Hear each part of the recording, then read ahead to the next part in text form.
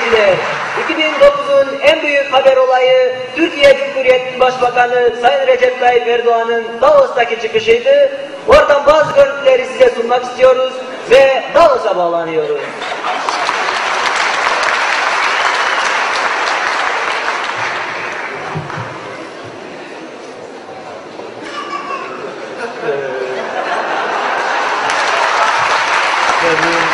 Powerful and passionate debate. This debate can go on for an hour, but we passed our closing time. Mr. Prime Minister, I apologize for Mr. Prime Minister Erdogan. So, I'm going to end this debate. Okay. 1 minute. Okay, I'll count on the one, please.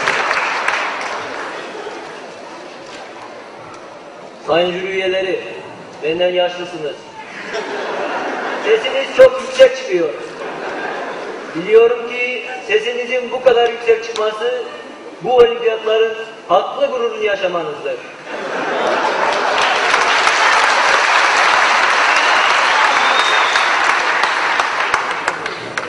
Aslında benim de sesim çok güzel, bunu da böyle bilesiniz. Ders anlatmaya gelince siz bunu çok iyi bilirsiniz. Sınıflardaki çocuklara nasıl ders anlattıklarınızı ben çok iyi biliyorum. Ülkenizde öğretmenlik yapmış olan 2 kişinin bana önemli lafları vardır.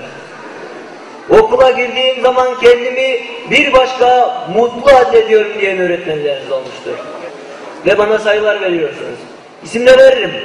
Merak edenleriniz vardır belki. Bu olimpiyatları alkışlamayanları da ayrıca kınıyorum.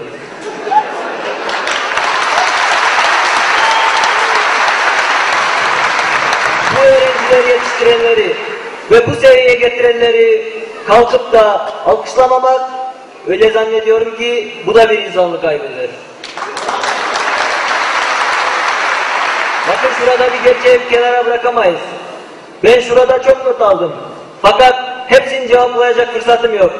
Fakat ben buradan size sadece 2 söz söyleyeceğim. Prime Minister, I'm very sorry. I'm going to end this debate. Sözümü kesmeyin. Türkçe ders kitabında der ki, edatları, bağlaçları, zamirleri işlerken bol bol alıştırma çözün.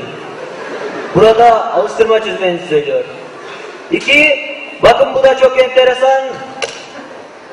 Türkçe olimpiyatları uluslararası bir boyut kazanmıştır. Sana da çok teşekkür ediyorum. Sana da çok teşekkür ediyorum.